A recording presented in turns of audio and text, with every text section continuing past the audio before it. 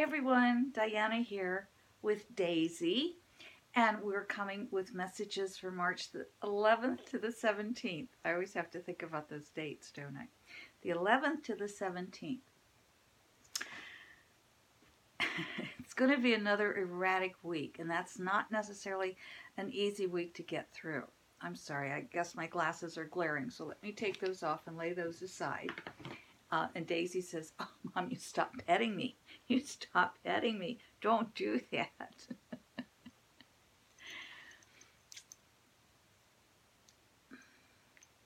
With the erratic weather, the erratic energy is causing the erratic weather, and that's causing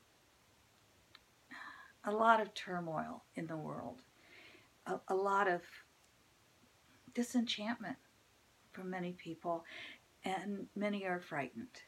So anxiety is high, and I want to talk about anxiety, but I want to first of all give you the message. We'll get to Philip's book. We will get to this and get a message specifically from Philip. But I want to give you the message that Philip gave to me. See if I can remember it exactly. Does not each artist paint a different picture even when many look at the same landscape? Does not each artist paint a different picture when we're looking at the same landscape? So what I want you to know is we can all look at the same world. We can all look at the turmoil, and we can all look at the same issues, but not have the same opinions about them, or not have the same not see the same landscape. So we're going to talk about that. Because I want to tell you my story with anxiety and give you some tools to deal with anxiety. Because if you're sensitive, if you're the least bit sensitive at all, this is a time that's really difficult. And we're moving into, as I've mentioned before, we're moving into a time of greater turmoil in the U.S., which of course affects the world.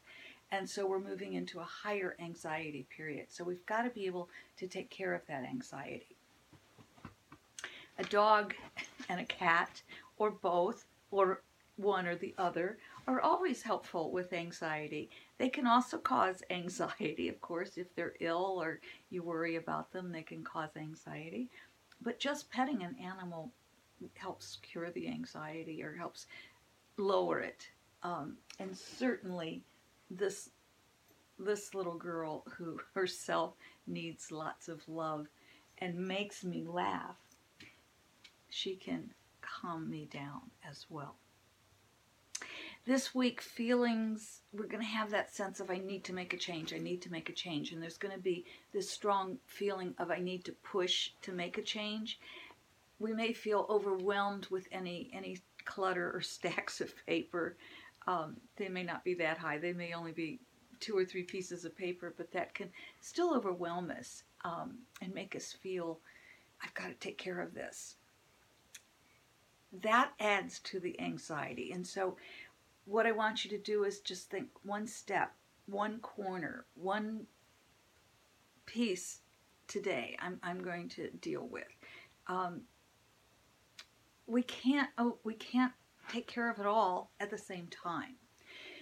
And I remind you that we must take care of our own lives. We must take care of ourselves before we can take care of the world. And there are times that we do have to turn off the news. This week is going to be full of news. Let me put it that way. Just full of news.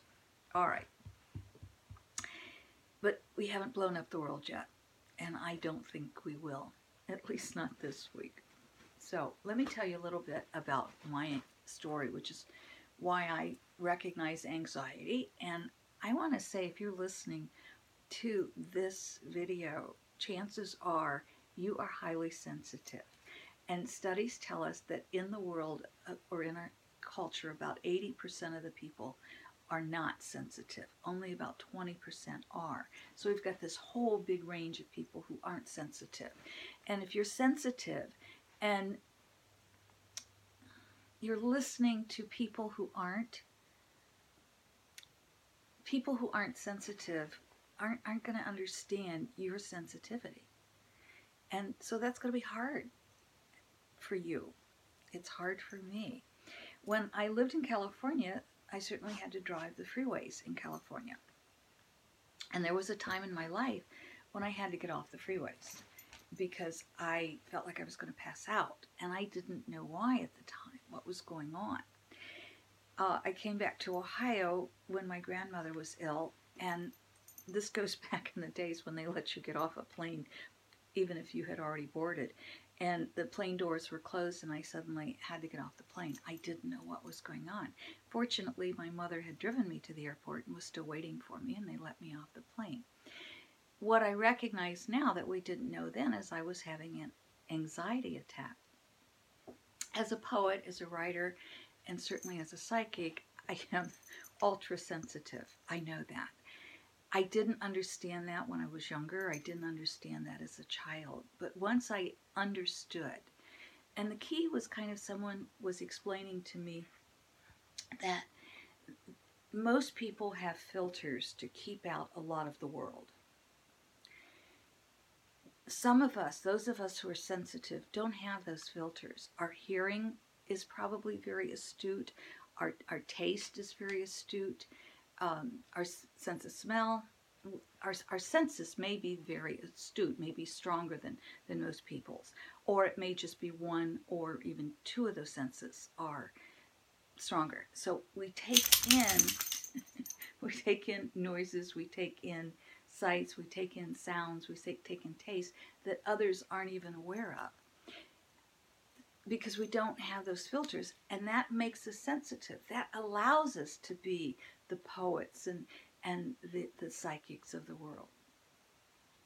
So when we are that sensitive, we do have to do things to protect ourselves. So let me give you a few of those things that I use. I'm using one right now. I'm petting Daisy. And she's highly sensitive. She reads emotions. One of the things, and I promised you a Daisy story last week and then forgot to tell it. One of the things that Daisy does, we have a gate across the kitchen because there's kitty food out all the time for the 3 kitties. Daisy gets treats, but she only gets fed once a day. So she's interested in the kitty food, which is out all the time.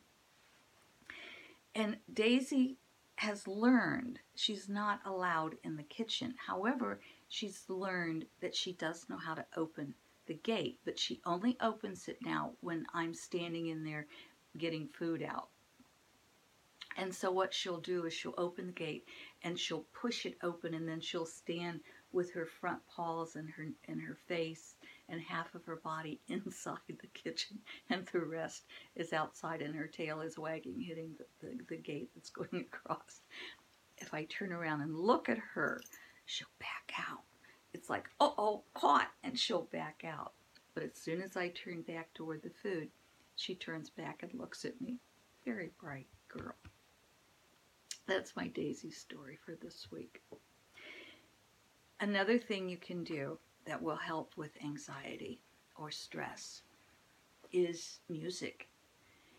Music, first of all, to soothe you is one form, and just relaxing, really letting the music move into every cell of your being.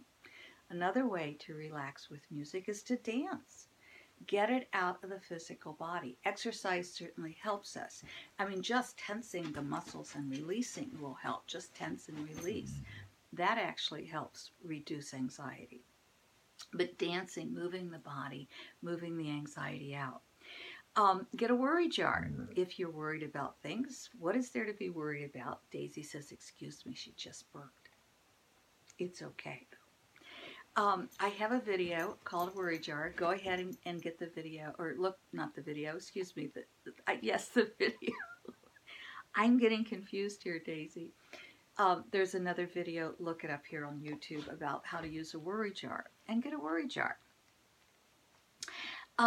Meditation. I meditate twice a day as a rule. Once in the morning when I get up, right after I feed everybody, and once in the evening or before I go to bed at night. I journal a lot, and writing it out helps me. That's not for everybody, but that helps me. Breathing, certainly. Taking a deep breath in, holding it, and then pushing it out hard. That actually relaxes the body at a physiological level, which of course helps relax the brain. Mindfulness and awareness, being totally present in the moment, that can help. Just letting the worry go, letting the thoughts go. Awareness of what those thoughts are. If we're feeling anxious, we can't just push them away. They won't go. And actually pushing them away, I think, makes it worse. But what we can do is just think in the moment. In this moment, I'm feeling anxious. But this particular moment, I'm okay. I'm really anxious because I'm worried about the next moment. But in this moment, I'm sitting comfortably, or I'm standing upright, or I'm just going to watch the anxiety and watch it as it leaves. That kind of thing. Talking to yourself. Again, stuffing it, no, but you can talk yourself out of it sometimes. Usually when we're anxious, we get more anxious and talk ourselves into more anxiety. These are just a couple of the small ways that can make a big difference that I use when I get anxious. And certainly my spirit guide, Philip, helps me. I use several angels and spirit guides to help me, and one of them helps me calm myself down. Her name is Sarah, and so if I get anxious, I just can call Sarah in. I will also tell you, I believe age has helped, because I haven't had an anxiety attack in quite a few years. I mean, I still can get anxious and I can get stressed, but if I look at it, there's a specific reason. So what I've also learned to do is when I'm out in the world, if there was a time I had to go to grocery stores at midnight because I couldn't handle the vibration, all of the energy. And so I think the strongest thing to do, what I've done, is I just see that divine source coming down through the top of my head in the form of a brilliant white light, and just making a cocoon around my body. And that helps me quite a bit. So I hope these tips have helped you a little bit. And let's see what our message is this week from Philip. One of the things I do want to say is, before I forget, is I do have some other meditations that you can go and use those, or use someone else's meditations. A guided meditation is very helpful if you're having high anxiety. For those of you who are new, this is, as I mentioned, my spirit guide Philip, and this is his book of wisdom. It has a different wisdom on each page, and so we just open whenever we need it and get a message from Philip, which we're going to do in a moment. For those of you who come back every week, thank you so much. I'm really grateful for you, and I'm so grateful for your comments. I want to take just one moment. Since I've been making these videos, only twice have I had to delete a comment. I don't delete a comment that disagrees with me, although I might come back and disagree with you. We're allowed to disagree, but we have to do so respectfully. I've not made it a secret. I'm very open about believing that we need gun safety laws in the U.S. I'm very strong about that opinion.